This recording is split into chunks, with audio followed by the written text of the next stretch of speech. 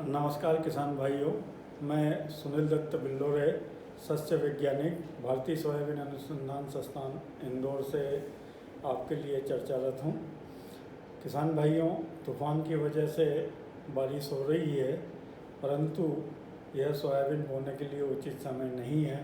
तो मेरी सलाह यह है कि सोयाबीन की बोनी आप 15 जून के बाद ही करें तो ज़्यादा अच्छा होगा और उसमें कीड़े और व्याधि कम लगेंगे और फसल की बढ़वार भी कम होगी।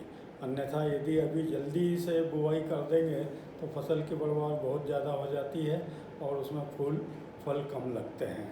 तो मेरी अनुशंसा यही रहेगी कि आप 15 जून के बाद ही सोयाबीन की बोनी करें और तो ज़्यादा अच्छा और उत्तम रहेगा। दूसरी बात, आपने जिन किसान भाइयों ने सोयाबीन लगाना नहीं प्रारंभ किया है तो मैं उनके लिए अनुशंसा करता हूं कि आपने गर्मी में गहरी जुताई खेत की कर ली होगी, उसके पश्चात अब बारिश हो गई है तो उसके पश्चात बखर चलाएं, उसी के बाद बोनी करें।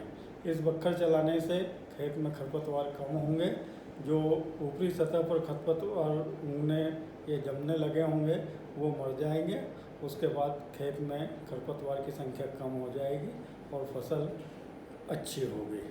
तो सबसे पहली बात है। दूसरी बात, इस वर्ष बीज की बड़ी समस्या है क्योंकि उत्तम बीज की उपलब्धता नहीं हो पा रही है। इसलिए जो आपके पास में उपलब्ध बीज है उसका अंकुरण परीक्षण करके ही बुआई करें और यदि यह बीज की अंकुरण क्षमता 70% है तो वो बीज बहुत अच्छा है और यदि कम अंकुरण प्रतिशत होता है तो आप उस प्रोपोर्शन में, उस अनुपात में बीज की दर मात्रा बढ़ा लें और उसकी बोनी करें। दूसरी बात है कि इस वर्ष बीज की गुणवत्ता में काफ़ी कमी है, अतः मेरी सलाह रहेगी कि बगैर बीज उपचार के कोई भी बीज की बुआई न करें। इसलिए यह अनिवार्य है और यह वो अंकुरण के लिए बहुत ही अच्छा प्रयोग रहेगा। तो बीज की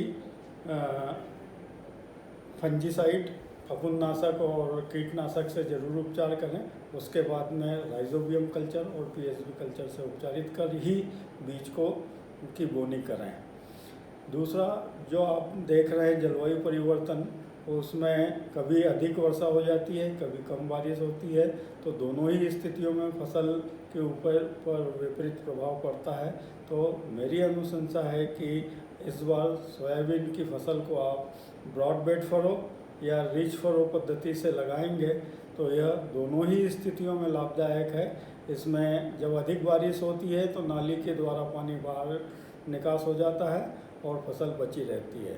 यदि कम पानी होता है तो इन नालियों में पानी इकट्ठा होता है और पौधे को मिलता रहता है, लंबे समय तक संचित होता रहता है, तो इससे भी फ़ायदा होता है। तो ये दोनों पद्धतियाँ इस जलवायु परिवर्तन में आपको अधिक फ़ायदेमंद रहेगी। तो मेरी सलाह है कि आप ब्रॉडबेड फरो या रिच फरो पर ही सोयाबीन की बोनी करें, जिससे कि जलवायु परिवर्तन के विपरीत प्रभाव को कम किया जा सकता है।